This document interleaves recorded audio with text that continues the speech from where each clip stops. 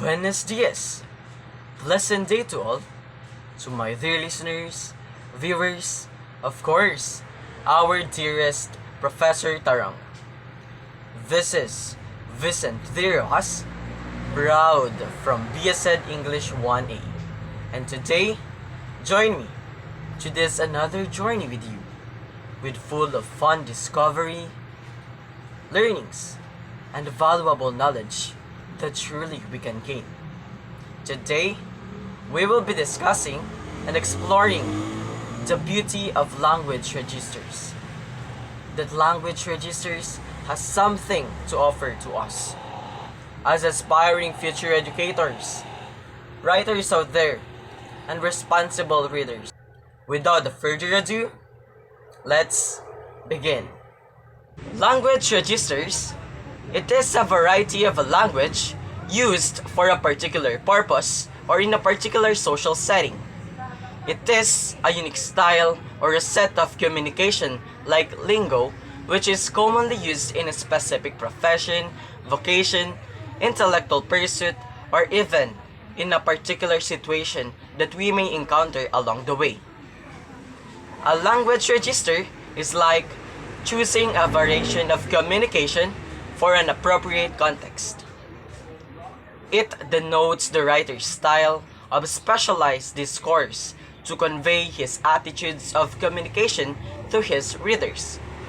It is then the reader's responsibility to correctly interpret the writer's attitude, tone, and the level of formality that the writer used. Thus, the appropriate language register depends upon the audience, the purpose, the topic, and the location. It is about the 4 WH questions. We have who, what, why, and where. So at this juncture, we will be moving forward to the different levels or different types of register. We have the frozen register, formal register, professional or academic register. We have the informal register, and of course the inmate register. So first, we have the frozen register. Frozen register describes a speech that is so formalized and is often produced via recitation. It also be described as ritualistic speech and sometimes called static register. It is because the utterances are spoken exactly the same each time.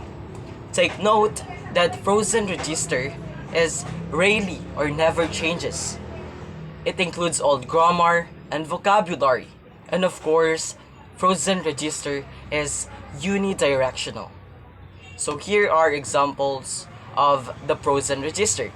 We have the Pledge of Allegiance, the Lord's Prayer, the preamble to the U.S. Constitution, the national anthems, and etc.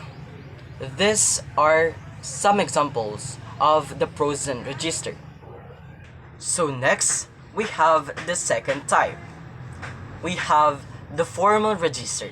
From the word formal, it describes a speech that is elevated, precise, and often professional, official, or impersonal in nature. It involves the use of standard grammar and the use of complete sentences, the standard vocabulary, and the exact pronunciation of words. Take note that the characteristics of formal register are usually informative and sometimes persuasive, typically and unidirectional, specific written or oral acts that follow similar rules about their form. Hence, the names are regulated and formal. The purpose, audience, and the context may be broad. So these are some characteristics of formal register. So these are also the different examples of the formal register. We have the speeches, sermons, rhetorical statements and questions, announcements, pronouncements of judges. So these are the different examples of formal register. Next, we have the third type of register. It is the academic, professional, or consultative register. Remember that this type of register follows most of the same rules as formal regulated speech and writing, but they have a different general purposes to get the help. These are the characteristics of the academic, professional, consultative register. We have a standard form of communications, a mutually accepted structure of communications, a formal and societal expectations accompany the users of this speech, and bidirectional or multi-directional. So examples includes an appointment with a doctor, a meeting with a school principal, or any first meeting between strangers. The very purpose is to get help with something. So these are the examples and the characteristics about the academic, professional, and consultative type of register. Next, we have the fourth type of register. It is the informal or the casual group register. This type of register is used in writing and speech with people in the same group, team, and etc. This type of register is a communicative act. Don't follow standard societal rules, but follow the specific rules and norms of the group.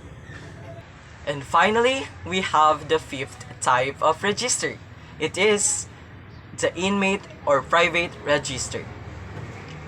Personal inmate register, sometimes called the private register. It is used in writing and speech with close family members and close friends. They follow the norms of the people in the relationships. They have various purposes and are usually bi-directional. Some examples of the relationship which use these registers are parent-child, couples, spouses, siblings, and best friends. The audience for these acts are specific and limited. The people in these relationships, the contexts are very general. Basically, whatever situation the people are in, the purposes are also very general. It is more likely to have fun, to become closer, and etc. So these are the different types or levels of registers that. So remember that these 5 types are not exhaustive, but rather aim to describe the most typical types of language registers that used by English speakers. So once again, this is Vicent Rojas, proud from BSED English 1A. To God be all the glory.